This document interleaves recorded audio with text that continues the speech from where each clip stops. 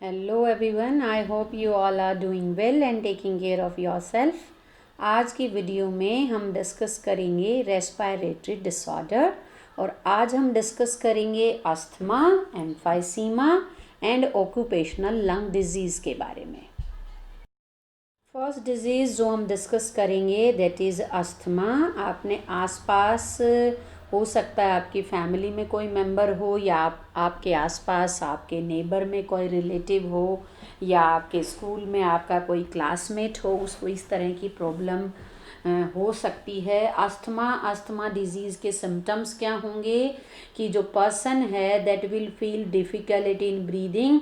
Basically जो winter season है उसमें इस तरह के जो सिम्टम्स हैं वो ज़्यादा प्रोनाउंस्ड होते हैं। हालांकि जो अस्थमा है वो जेनेटिक डिसऑर्डर है और थ्रू आउट द ईयर जो है person suffer from this disease, लेकिन जो सिम्टम्स होंगे वो माइल्ड से लेकर सीवियर हो सकते हैं। That depend on type of the asthma.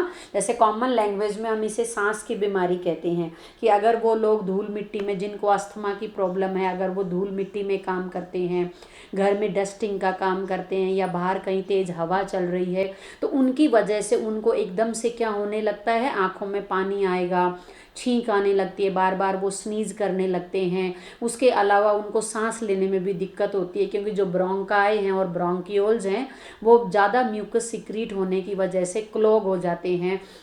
So this is asthma. So asthma actually क्या है, हाइपर सेंसिटिविटी है इम्यून रिस्पॉन्स की। हाइपर सेंसिटिविटी का मतलब है एग्जाजरेटेड रिस्पॉन्स। एग्जाजरेटेड का मतलब होता है बढ़ चढ़कर। जैसे हमारा इम्यून सिस्टम क्या करता है कि जब भी कोई माइक्रोब बॉडी में एंटर करता है तो उसके अगेंस्ट बॉडी में इन्फ्लामेटरी रिस्पॉन्स होगा और उस इन्फ्लामेटरी रिस्पॉन्स की वजह से पैथोजन इज़ फाइट, जो इन्फेक्शन है दैट इज़ फाइट।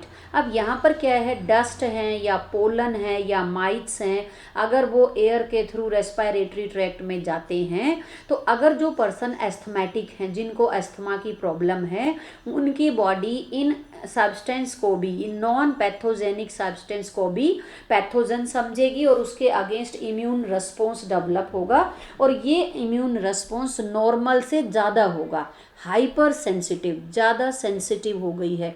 एग्जाजरेटेड मतलब बढ़ चढ़कर इम्यून सिस्टम जो है इन डस्ट के अगेंस्ट फाइट करेगा और उसकी वजह से क्या होगा, there will be more and more secretion of mucus और ज़्यादा म्यूकस सिक्रीट होने की वजह से जो ब्रोंकाई हैं एंड ब्रोंकियोल्स हैं वो म्यूकस से क्लॉग हो जाते हैं and person feel difficulty in breathing.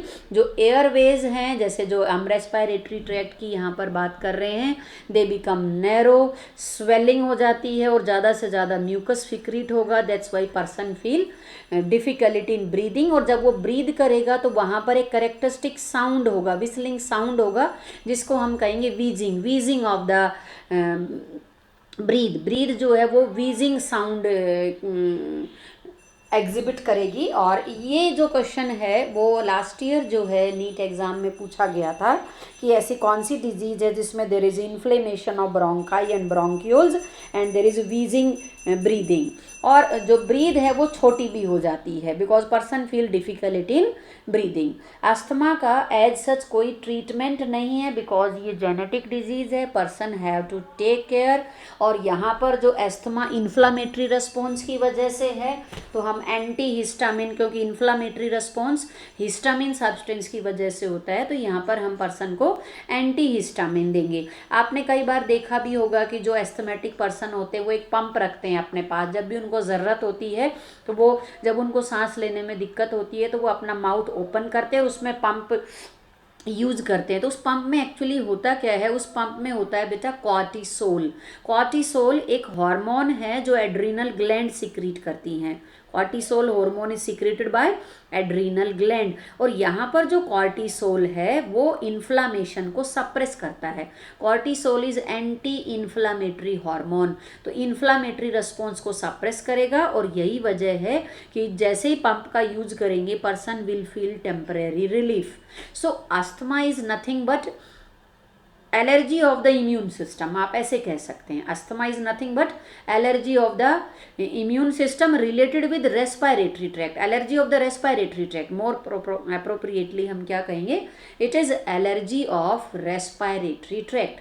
अब लास्ट में आपको क्या 3-4 पॉइंट अपने माइंड में रखने हैं। अस्थमा रेस्पिरेटरी डिसऑर्डर है, एलर्जी ऑफ रेस्पिरेटरी ट्रैक्ट है, hypersensitivity of immune system है, ब्रोंकाई एंड ब्रोंक्यूल्स का इन्फ्लेमेशन हो जाता है, एक्स्ट्रा म्यूकस सिक्रीशन होगा, person feel difficulty in breathing characterised by wheezing. So all you have to learn about asthma. There is no cure of the asthma. You can prevent it by taking certain precautions कि जैसे dusty area में नहीं जाएंगे, अगर जा भी रहे हैं तो you have to wear mask.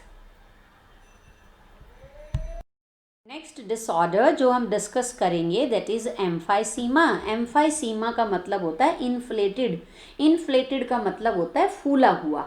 अब इनहेलेशन के दौरान हमारी लंग डिस्टेंड करती हैं, एक्सपेंड करती है, मतलब फूल जाती है, इन्फ्लेटेड। लेकिन जब एक्सेलेशन होगा तो एक्सेलेशन कब होगा, जब लंग कॉन्ट्रैक्ट करेंगी, थोरेसिक कैविटी का साइज कम होगा। सो लंग इलास्टिक ऑर्गन है, लंग विल कॉन्ट्रैक्ट। तो यहाँ पर आपको ये पॉइंट ध्यान में रखना है कि एक्सेलेशन के दौरान लंग कॉन्ट्रैक्ट करेंगी, तो जैसे ही लंग कॉन्ट्रैक्ट करेंगी सरफेस एरिया इज रिड्यूस्ड, और जो वॉल्यूम है वो दैट इज रिड्यूस्ड, और अल्टीमेटली प्रेशर क्या हो जाएगा, ज़्यादा।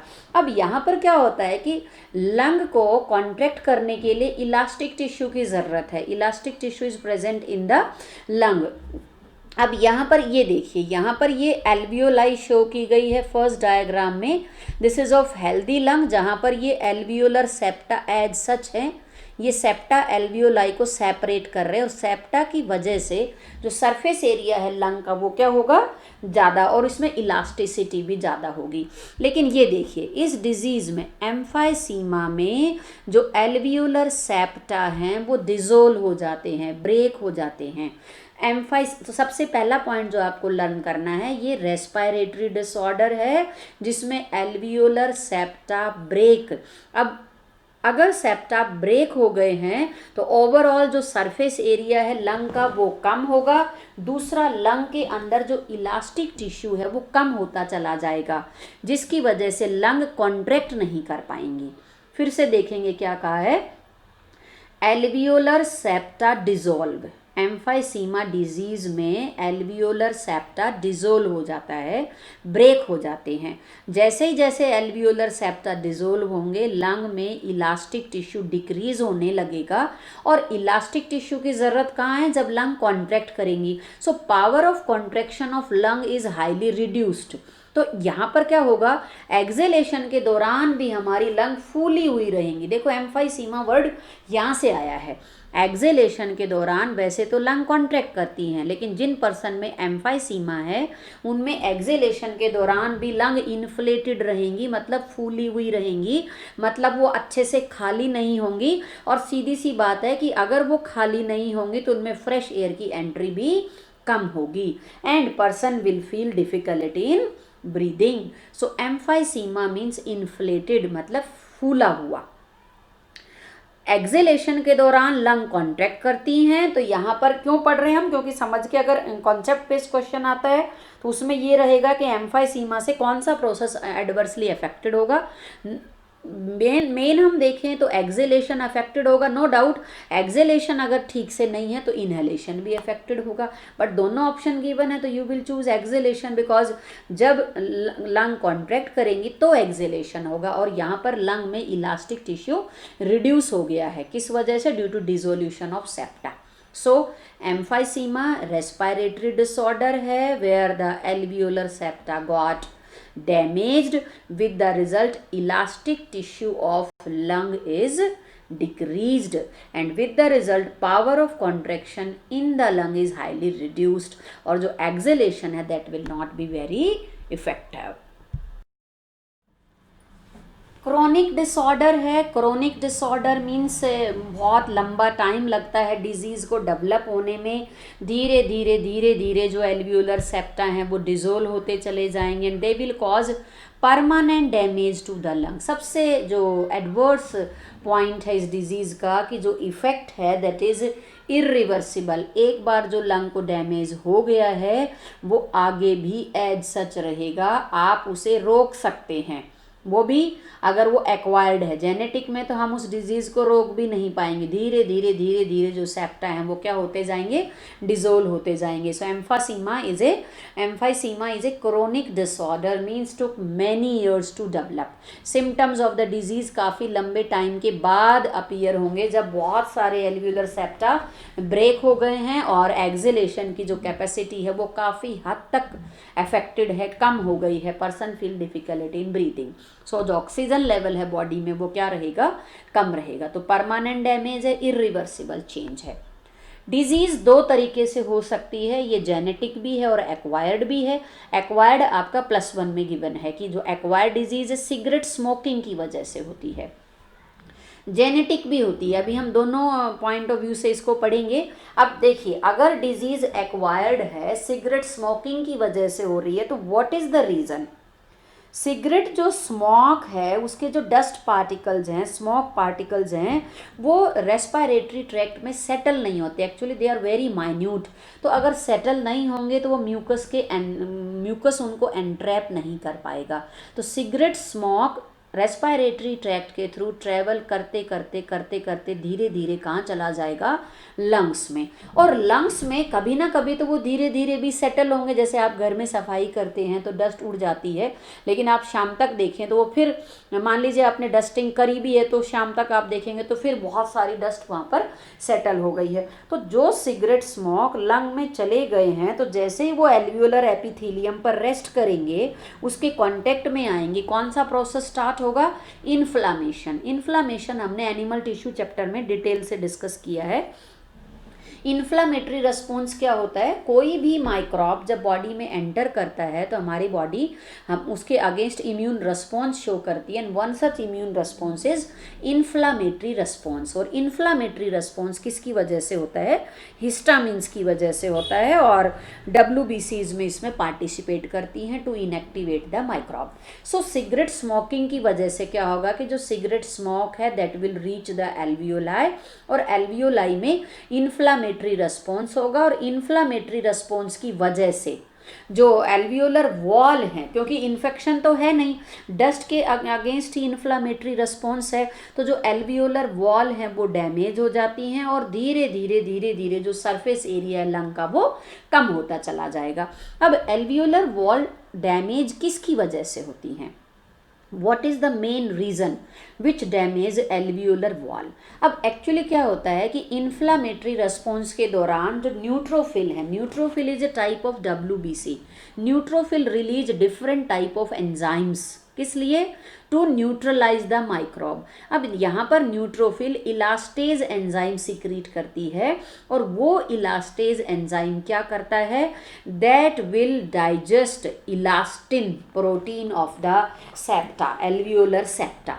सो इन्फ्लामेटरी रेस्पॉन्स के दौरान इलास्टेज एंजाइम इज रिलीज्ड, और वो इलास्टेज एंजाइम किसे डाइजेस्ट करेगा, elastic tissue in the lung. और जैसे जैसे लंग में इलास्टिक टिश्यू कम होता जाएगा, लंग की जो पावर ऑफ कॉन्ट्रैक्शन है वो कम होती जाएगी। अब देखिए, ये तो सिगरेट स्मोक का है। अब इन्फ्लामेटरी रिस्पॉन्स यहाँ पर लगातार रहता है, क्यों, क्योंकि जो पर्सन सिगरेट स्मोक कर रहा है, और हमने कहा क्रोनिक डिसऑर्डर है, सालों से वो सिगरेट स्मोक कर रहा है, और धीरे धीरे उसके जो डस्ट स्मोक है सिगरेट का वो धीरे धीरे एल्वियोलाई में चला जाएगा, और एक बार एल्वियोलाई में है तो वो परमानेंट डैमेजिंग इफेक्ट देंगे। और क्योंकि पर्सन लगातार सिगरेट का यूज कर रहा है तो लगातार जो है उसकी लंग में क्या जा रहे हैं, सिगरेट स्मोक। तो क्या होगा कि 24 आवर जो है उसको, उसकी जो लंग एल्वियोलाई में कौन सा प्रोसेस होता रहेगा, इन्फ्लामेटरी रेस्पॉन्स, और उस दौरान न्यूट्रोफिल कौन सा एंजाइम रिलीज करेंगी, इलास्टेज एंजाइम। अब हम बात करें कि अगर इलास्टेज एंजाइम न्यूट्रोफिल रिलीज करती हैं तो इन्फ्लेमेटरी रेस्पॉन्स तो जब माइक्रोब की एंट्री होगी तब भी होगा, तो उस दौरान ये डैमेज क्यों नहीं होता है। उसका रीज़न ये है कि हर प्रोसेस को, अगर कोई प्रोसेस इनिशिएट हो रहा है तो उसका कंट्रोल करने का भी मैकेनिज्म है। जैसे यहाँ पर देखें, अगर इन्फ्लामेटरी रिस्पॉन्स के दौरान न्यूट्रोफिल ने क्या रिलीज किया है, इलास्टेज एंजाइम, तो क्या होगा कि जो एल्वियोलर एपिथेलियम है वो एक प्रोटीन सिक्रीट करेंगी, दैट इज अल्फा 1 एंटीट्रिप्सिन। ये alpha 1 antitrypsin protein elastase enzyme को इनएक्टिव कर देगा।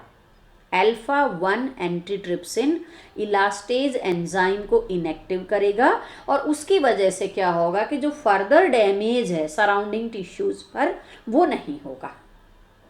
ये पॉइंट आपको समझने से पहले यहाँ पर लर्न करना होगा कि एक तो न्यूट्रोफिल कौन सा एंजाइम रिलीज कर रही है, इलास्टेज, जो इलास्टिक टिश्यू को डैमेज करेगा। लेकिन ध्यान रहे ये इलास्टिक टिश्यू होस्ट का डैमेज नहीं करता है, किसका डैमेज करता है, माइक्रोब का। इम्यून सिस्टम की अगर हम बात करें, elastase enzyme will digest elastin protein of the microbe, और जो भी सब्सटेंस बाहर से एंटर हुआ है उसका। लेकिन थोड़े टाइम के बाद जैसे ही इन्फेक्शन फाइट हुआ, ये रेगुलेटरी मैकेनिज्म है, थोड़े टाइम के बाद हमारी जो सेल्स हैं वो क्या सिक्रीट करेंगी, अल्फा 1 एंटीट्रिप्सिन, जिसकी वजह से ये इलास्टेज एंजाइम इनएक्टिव होगा और फर्दर एक्शन इलास्टेज एंजाइम का रुक जाएगा। अब देखिए, जो पर्सन सिगरेट स्मोक कर रहा है उसकी बॉडी में अल्फा 1 एंटीट्रिप्सिन सिंथेसाइज हो रहा है, लेकिन क्योंकि उसमें इन्फ्लामेटरी रिस्पॉन्स लगातार है, मान लीजिए एक बार कोई माइक्रोब एंटर करता है और उसके अगेंस्ट इन्फ्लामेटरी रिस्पॉन्स हुआ, थोड़े टाइम के बाद इन्फ्लामेटरी रिस्पॉन्स रुक जाएगा, स्टॉप हो जाएगा और बॉडी वापस से नॉर्मल हो जाएगी। किसकी वजह से, यहाँ पर एक एग्जांपल हमने लिया है इलास्टेज एंजाइम का। तो इलास्टेज एंजाइम को कौन इनएक्टिव करेगा, अल्फा 1 एंटीट्रिप्सिन। अब जो पर्सन सिगरेट स्मोक कर रहे हैं उनकी लंग एल्वियोलाई में लगातार इन्फ्लामेटरी रिस्पॉन्स है, यानी कि अल्फा 1 एंटीट्रिप्सिन अगर बन भी रहा है तो उसी दौरान इलास्टेज एंजाइम भी न्यूट्रोफिल रिलीज कर रही हैं। यही वजह है कि इलास्टेज लगातार उनकी एल्वियोलर सेप्टा को डैमेज करता रहेगा, अल्फा 1 एंटीट्रिप्सिन सिक्रीट करने के बावजूद। पहली डिजीज़ हम पढ़ रहे हैं एक्वायर्ड जो डिजीज़ है वो सिगरेट स्मोकिंग की वजह से है, जिसमें लगातार लंग एल्वियोलाई में इन्फ्लामेटरी रिस्पॉन्स होगा और जिसकी वजह से लंग्स के अंदर alveolar septa dissolve, elastic tissue is reduced और lung remain inflated even during lung remain inflated during exhalation. अब हम बात कर रहे हैं genetic emphysema. Genetic emphysema means जो पर्सन सिगरेट स्मोक नहीं कर रहे हैं लेकिन वो ऐसे एरिया में हैं जहाँ डस्ट ज़्यादा है या माइनिंग के काम में अगर वो इन्वॉल्व हैं, तो उनमें क्या होगा कि जो माइन्यूट डस्ट पार्टिकल हैं वो रेस्पिरेटरी ट्रैक्ट के थ्रू एल्वियोलाई में जाएंगे and they will cause inflammatory response. अब यहाँ पर इन्फ्लामेटरी रिस्पॉन्स में जो इलास्टेज एंजाइम सिक्रीट हुआ है वो इलास्टेज एंजाइम इनएक्टिव नहीं होगा। क्यों?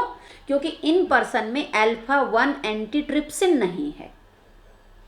जेनेटिक एम्फाइसीमा में अल्फा 1 एंटीट्रिप्सिन नहीं है, तो जो इलास्टेज एंजाइम WBCs ने सिक्रीट किया वो इनएक्टिव नहीं होगा और ये इलास्टेज एंजाइम एल्वियोलाई की सेप्टा को डिसॉल्व करता रहेगा। लेकिन जो सिगरेट स्मोकिंग की वजह से एम्फाइसीमा है वहाँ लगातार इन्फ्लामेटरी रिस्पॉन्स रहेगा, हालांकि उनकी बॉडी में क्या सिंथेसाइज हो रहा है, अल्फा 1 एंटीट्रिप्सिन। सो जेनेटिक एम्फाइसीमा में अल्फा 1 एंटीट्रिप्सिन प्रोटीन एब्सेंट होगा, जिसकी वजह से इलास्टेज एंजाइम एक्टिव रहेगा और एल्वियोलर सेप्टा को डैमेज करता रहेगा। एक चीज़ जो यहाँ आपका जानना बहुत ज़रूरी है, एक वर्ड होता है पैसिव स्मोकिंग। पैसिव स्मोकिंग का मतलब होता है अगर आप सिगरेट स्मोकर के पास बैठे हैं और उसका जो सिगरेट का स्मोक है वो आप चाहे अनचाहे इनहेल कर रहे हैं, तब भी आप में एम्फाइसीमा होने के चांसेस हैं। और यदि आप जेनेटिक एम्फाइसीमा के पेशेंट हैं, क्योंकि अभी तक आपको नहीं मालूम है, आप जेनेटिक एम्फाइसीमा के पेशेंट हैं तो माय डियर स्टूडेंट, इस केस में आपको एम्फाइसीमा होने के चांसेस और ज़्यादा बढ़ जाते हैं। तो जो चिल्ड्रंस हैं या अडल्ट पर्सनस हैं उनका हमें ध्यान रखना है कि we are not suppose to smoke near them. Otherwise हम तो यही कहेंगे बीइंग ए टीचर कि smoking should be avoided, it should not be practise by anyone because it is not a good thing. So यहाँ पर आपको ध्यान रखना है कि जो अब हम लास्ट में रिकैपिचुलेट कर रहे हैं कि आपको लर्न क्या करना है। एम्फाइसीमा क्रोनिक डिसऑर्डर है, कई साल लग जाते हैं डिजीज़ को डेवलप होने में। इरिवर्सिबल चेंज है, परमानेंट चेंज है, एक बार जो लंग को डैमेज हो गया, जैसी लंग बची हैं उन्हीं के साथ ही हमें सरवाइव करना पड़ेगा। एम्फाइसीमा का मतलब होता है इन्फ्लेटेड मीन्स फूला हुआ।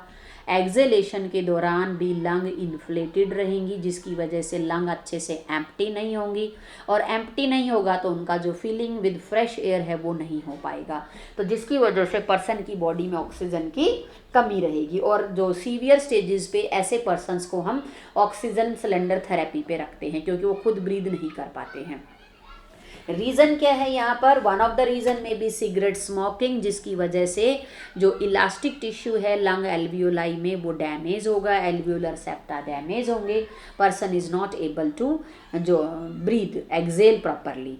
सो this is one of the reason. Emphysema genetic भी हो सकती है। जेनेटिक एम्फाइसीमा में अल्फा 1 एंटीट्रिप्सिन प्रोटीन एब्सेंट होता है जो इलास्टेज एंजाइम को इनएक्टिवेट करने के लिए चाहिए। सो अगर अल्फा 1 एंटीट्रिप्सिन नहीं है, elastase enzyme will continue its action and will digest elastic tissue in the lung. So this is emphysema, और एम्फाइसीमा का हमारे पास कोई ट्रीटमेंट नहीं है।